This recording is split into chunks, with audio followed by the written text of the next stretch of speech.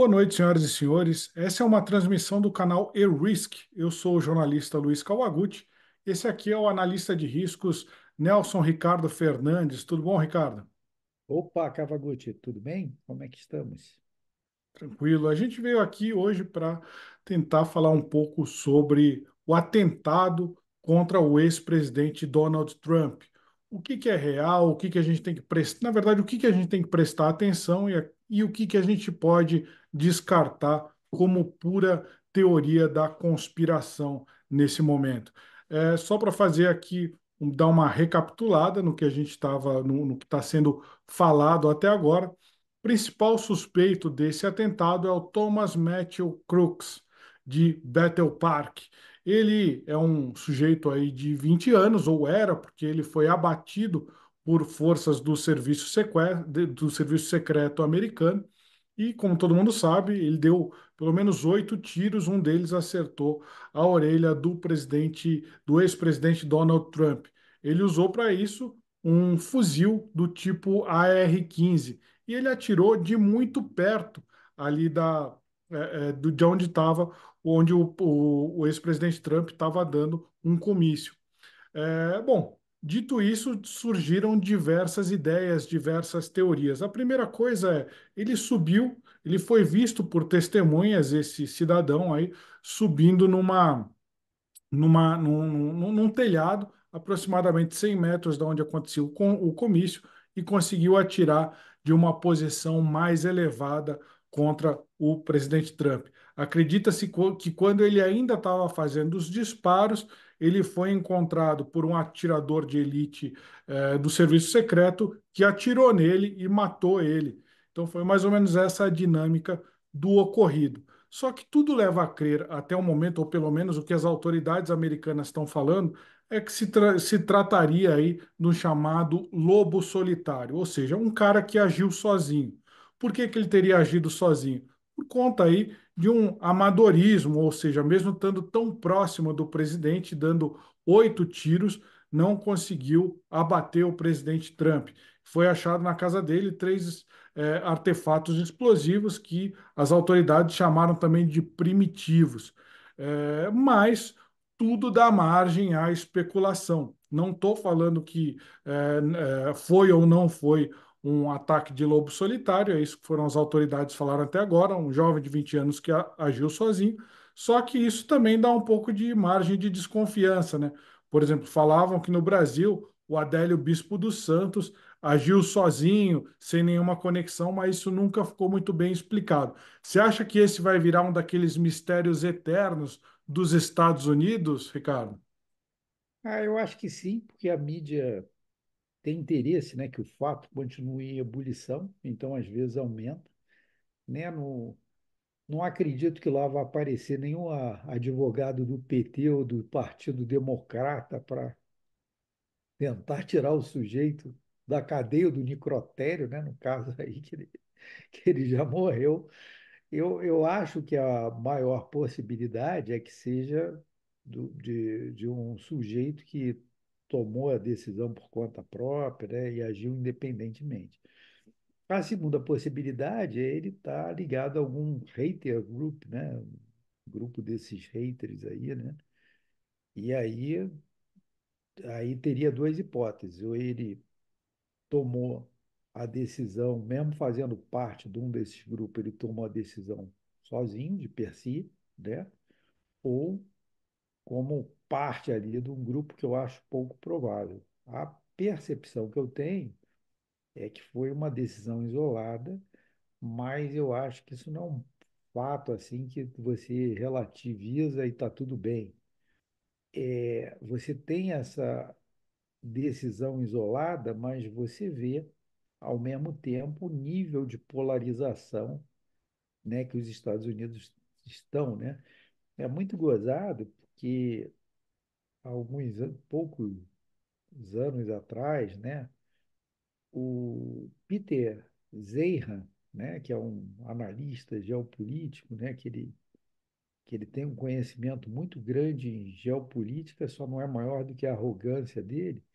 E eu lembro ele falando nitidamente, né? Eu até apostaria que ele era francês pelo nível de arrogância.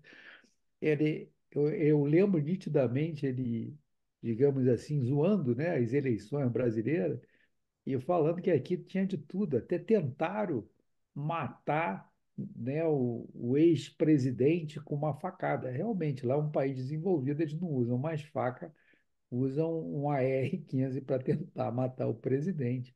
Mas o nível, digamos assim, de, de, de, de, de, de falta de inteligência emocional, de falta de urbanismo, né? De falta de maturidade para lidar com uma disputa, né? Eleitoral, na maior democracia do planeta, é quase similar ao nosso, pelo que eu posso constatar aí depois desse incidente aí com o Trump, né?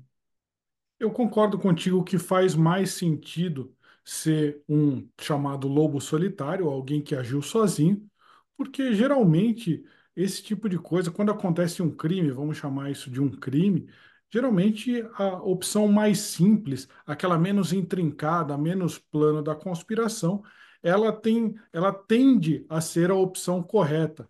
As pessoas, por quê? Porque o ser humano tem uma preguiça natural. Então, geralmente a explicação mais simples costuma ser a correta. Não estou falando com toda certeza que é isso, estou falando que essa é a primeira impressão. Nós estamos gravando no domingo à noite, isso aconteceu no sábado. Mais uma coisa que foi falada, por que que o serviço secreto não ocupou aquela posição, aquele telhado que estava mais ou menos 100 metros da onde estava o Trump fazendo um comício? Se você for parar para pensar, é uma grande comida de bola do serviço secreto. Você, primeiro, aquele lugar precisava estar sendo monitorado, seja à distância por um outro sniper, ou então o ideal é que tivesse um agente lá, um policial ocupando aquele telhado, mas não, muita gente viu o cidadão lá escalando para subir no telhado, armado de um fuzil, tentaram avisar, a informação não chegou a tempo. Então, o que está se falando nas redes sociais? Ah, o serviço secreto deixou ele atirar no Trump porque o serviço secreto é do Biden e queria que o Trump morresse. Eu acho que isso é assim, apesar da gente não falar tudo é possível, mas a probabilidade disso estar correto, da teoria da conspiração estar correta, e o mais simples, que um louco subiu lá e atirou no ex-presidente, está errado, acho que a possibilidade é menor. O que que você acha? Na realidade, tu tinha duas grandes construções, tá? Uma de frente para a outra, do outro lado da rua, essa distância eram 130 metros, aproximadamente. E nessa construção que estava atrás do Trump, você tinha um sniper. Foi esse sniper que abateu o outro. O que eles poderiam ter feito é ter colocado alguém para ocupar o outro telhado.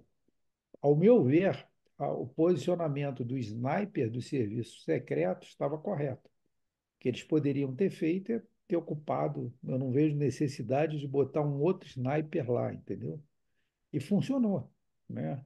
Mas poderia ter sido tarde demais, né? Porque a dificuldade para o sniper é ele identificar de onde está vindo os tiros. E tanto é que foram 8 disparos, né? Tu nota o tempo que ele demorou para identificar e abater ali o outro. Eu queria saber a tua opinião. Você, lá na missão de paz do Haiti, você já coordenou uma operação de sniper ali. Você não é uma coisa que você está falando porque você leu, você já viveu na pele. Você ficou lá às madrugadas, esperando para o tiro certo. Você acha que foi correto essa, a ação do sniper ou não? Sim, porque uma vez é o seguinte, uma vez que você colocou em risco a vida de alguém, o sniper ele pode atirar mesmo sem a ordem, né? Normalmente funciona assim. E nesse caso já tinha havido o disparo, né?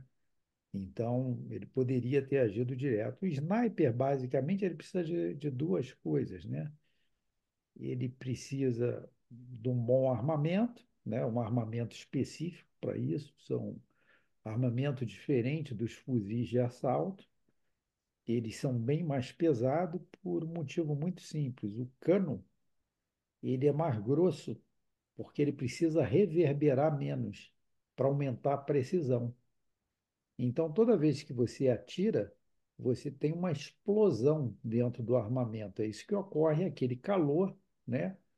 E a potência da explosão faz reverberar o cano do fuzil e aí altera a precisão.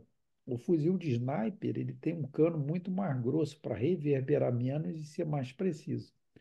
Precisa de um bom armamento, né? Precisa de alguém bem treinado tecnicamente e você precisa de uma plataforma. O sniper ele normalmente não atira de pé. Por quê? Porque se você notar, boa parte dos fuzis de sniper tem até um bipé, que é para você ter o mínimo de influência no corpo, porque você respira, você faz, você tem o corpo naturalmente ele se movimenta. Se você estiver parado, ele está se movimentando. Então, para você não passar essa imprecisão para o teu disparo, né, você precisa de uma plataforma. Então, é por isso que tu sempre, o sniper sempre está do alto. Na realidade, ele está buscando uma plataforma para não atirar nem em pé, nem de joelho, nem apoiado. Ele está totalmente deitado, porque é a posição de maior estabilidade que ele A consegue. gente não sabe se o atirador usou silenciador ou não. É difícil a gente ver pela gravação dos vídeos, distorce muito o som de um tiro, mas foram registrados aí, se eu não me engano, de 5 a 8 tiros. Você acha que o tempo de resposta do sniper foi lento, foi adequado? Como que você vê? Então, silenciador você só tem nas armas curtas, tá? Porque para você silenciar o som, ele tem que ser subsônico a velocidade. Quando você pega um, um fuzil AR-15, muito provavelmente a velocidade vai ser entre 1.100 metros por segundo, 1.200, então tu já vai ter alguma coisa que provavelmente vai ser supersônico, né? Então o que você tem é o supressor, tá? O supressor ele reduz o barulho, mas ele não silencia, ele não tem como silenciar, porque à medida que a munição rompe a barreira do som, ela vai fazer esse estampido, né? Vai fazer esse barulho. E o AR-15, né, que é no calibre 5,56, o barulho dele é muito característico, é muito agudo, né? O que Mas para provavelmente. um sniper treinado, o counter sniper, aquele que tá, o do serviço secreto, você acha que ele demorou para achar o alvo e abater o alvo? Então, 8 tiros é uma quantidade razoável de tiros. Eu não sei qual foi a cadência que ele deu esses 8 tiros, quanto tempo foi, mas é muito difícil, né? O que eu imagino que o sniper deve ter feito, ele deve ter olhado a lógica, ele deve ter procurado lá na multidão e logo em seguida falou: o cara deve, isso é um tiro de fuzil, o cara não está com fuzil no meio da multidão, ou estaria em alguma janela que não tinha ali perto, né? Ou ele está em outro telhado. Eu imagino que tenha sido isso. Agora, o que ocorre é que, normalmente, né, quando você pega um AR-15, ele é um fuzil semiautomático. Dependendo do nível de desespero do cara, ele pode ter gastado mais tempo na primeira pontaria que ele fez e a partir daí ele foi atirando com menos cuidado. Eu não sei qual foi essa cadência que ele utilizou e quanto tempo ele levou do primeiro ao oitavo disparo para ser abatido, né? Não, não é comum você ter uma quantidade grande, né, de disparos até ele abater. É que a dificuldade é você olhar. Quando você está com armamento com supressor, um fuzil com supressor, ele, ele não ele não bloqueia totalmente o ruído, mas quando é à noite, ele bloqueia aquele facho luminoso. Porque, na realidade, quando é à noite, o que mais chama atenção, mais facilita a identificação, é o facho luminoso, né, que sai da boca do cano do fuzil, mais do que até o próprio barulho. Já de dia é o inverso, né? Tu vai atrás do barulho.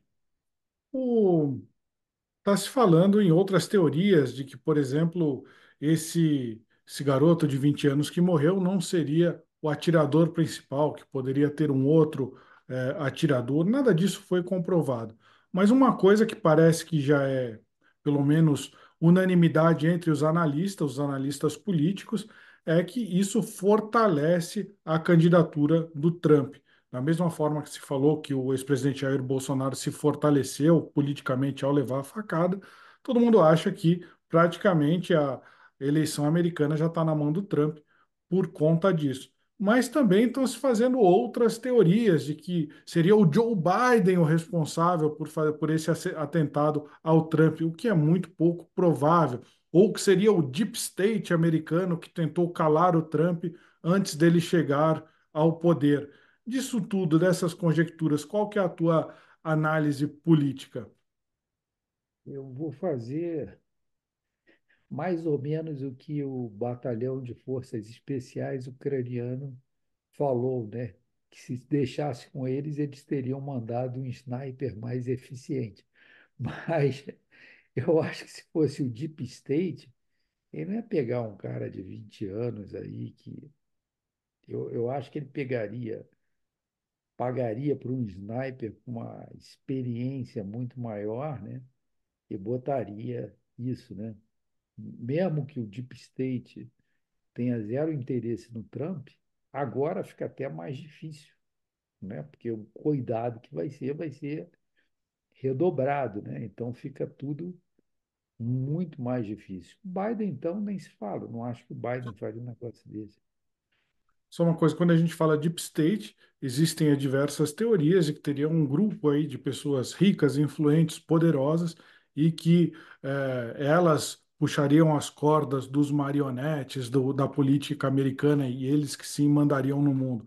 É disso que se fala, de uma linha muito generalizada de Deep State. Claro que tem outras explicações sobre isso. É, quando você, né, vê o povo lá que frequenta, né, o Fórum de Davos, né, uma série de outras organizações no mundo, eu acho que tem que manter as devidas proporções. O cara que tem uma fortuna de bilhões de dólares nos Estados Unidos, é óbvio que esse cara exerce influência. Vou dar um exemplo. Aqui em Campos do Jordão, você tem meia dúzia que, entre aspas, manda na cidade. Não é exatamente manda na cidade, mas tem uma mega influência em prefeitura, em isso e aquilo. Por outro lado, não é unânime essas pessoas, né? O Elon Musk, por exemplo, pensa muito diferente do dono lá do Facebook, do Exatamente. Zuckerberg, né? Então você não tem esse consenso e tudo, né? Óbvio que você tem grupos que eles influenciam. Agora, acho muito pouco provável um Zuckerberg e contratar um sniper. Ele não, nem saberia como fazer isso. Não é o canal, não é o network dele. Acho muito mais fácil ele criar um modelo de censura lá no Facebook, agir em cima disso, dar dinheiro para a campanha do Biden, né?